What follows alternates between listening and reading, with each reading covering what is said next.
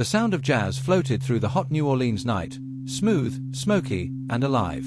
Inside a small wooden house on Magnolia Street, a record spun on a phonograph, its melody wrapping around the silence like a ghost. The city outside was quiet, almost too quiet, the kind of quiet that comes before something terrible. Joseph and Catherine Maggio were asleep in their bed, their breath slow, unaware that a shadow was moving just beyond the back door. The faint creak of floorboards, the whisper of steel being lifted, and then, the sharp crash of wood splitting open. A man stepped inside. His face was hidden beneath a dark hat, and his coat brushed against the doorway.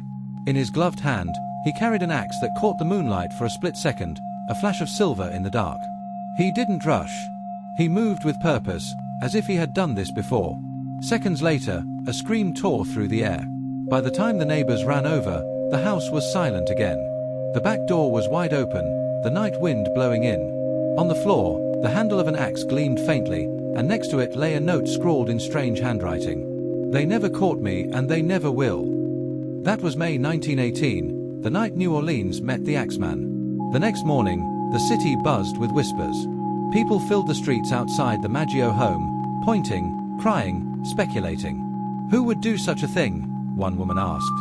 "It's that Italian grocer down the block," another claimed. In New Orleans, rumors traveled faster than the streetcars. Detectives flooded the scene. Blood, splintered wood, and confusion. The killer had carved a panel out of the back door with a chisel and slipped inside. The weapon? Joseph's own axe. The handle had been wiped clean. Nothing was stolen, not jewelry, not money, not even food. It wasn't a robbery. It was something else. Detective Arthur Reynolds, a man known for his patience and sharp mind, stood in the doorway staring at the message on the wall, written in chalk. "Mrs. Maggio will sit up tonight just like Mrs. Tony." "What does that even mean?" his partner muttered. Reynolds didn't answer. He just took off his hat, wiped his forehead, and whispered, "It means this isn't the first time." He was right. 2 months earlier, across town, another grocer and his wife had been attacked in their sleep. The pattern was the same: nighttime, forced entry, an axe. They had survived, but their description of the attacker was vague: a tall man in dark clothing who vanished like smoke. Now, it was happening again. And this time, people were dying. The newspapers called him the Axeman of New Orleans. The name stuck. Each morning brought new headlines. "Axeman strikes again, city in fear." "Is a madman on the loose?" Theories multiplied. Some said it was a vengeful ghost. Others claimed it was a serial killer targeting Italian grocers. But no one could explain the strange messages, or why the killer never took anything from the homes.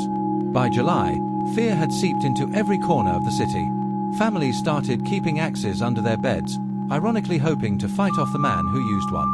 Men stayed awake through the night, guarding their homes, while women lit candles and prayed. But fear is a funny thing in New Orleans. It doesn't always stop the music. At night, jazz bands still played in dim bars along Rampart Street, the brass horns echoing down alleys where shadows lingered. Sometimes, the music drowned out the fear. Sometimes, it felt like the only thing keeping people sane. Then came the attack on Louis Bissouma and Anna Lowe. It was a humid June morning when a delivery boy found them lying on the floor of their small grocery shop. Louis had deep cuts on his head, and Anna was barely conscious.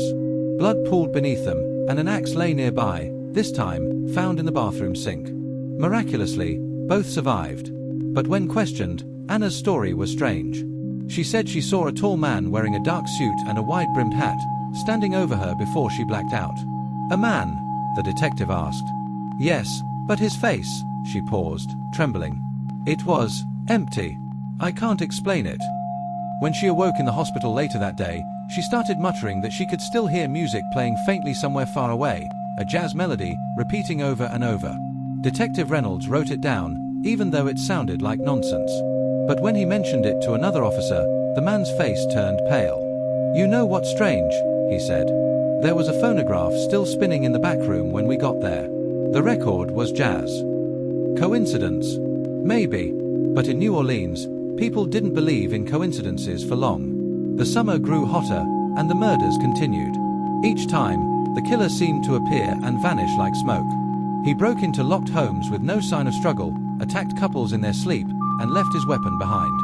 Sometimes, he used the victim's own tools, an axe from their shed, a chisel from their workbench. He never left fingerprints. He never stole money. But every crime scene had the same eerie quiet afterward, as if the world itself was holding its breath. Detective Reynolds began to notice a pattern. The attacks all seemed to happen in neighborhoods where jazz clubs were nearby. The music was everywhere in those parts of town. Maybe the Axeman liked the sound. Or maybe, somehow, he needed it. One night in August 1918, a young woman named Mrs. Schneider was attacked while she slept. She survived, and her story was the most chilling yet. She told the police she woke up and saw a man standing at the end of her bed. His hat shadowed his face. She remembered only his eyes, wide, bright, and strangely calm. Then she heard something she would never forget, a faint jazz tune coming from outside her window, played on a trumpet. Moments later, everything went black. When she woke up in the hospital, she asked if anyone else had heard the music.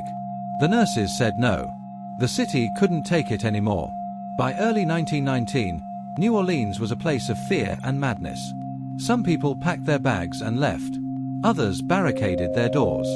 Then, on March 13, 1919, a letter appeared in the offices of the Times-Picayune newspaper. It was written in elegant but crooked handwriting and began with the words, "Esteemed mortals of New Orleans. They have never caught me, and they never will. I am not a human being, but a spirit and a demon from the hottest hell." The letter claimed to be from the Axeman himself. And it ended with a terrifying promise. At 12:15 on the night of March 19th, I shall pass over New Orleans. But all those who play jazz music in their homes shall be spared. Those who do not, will get the axe. The city went mad.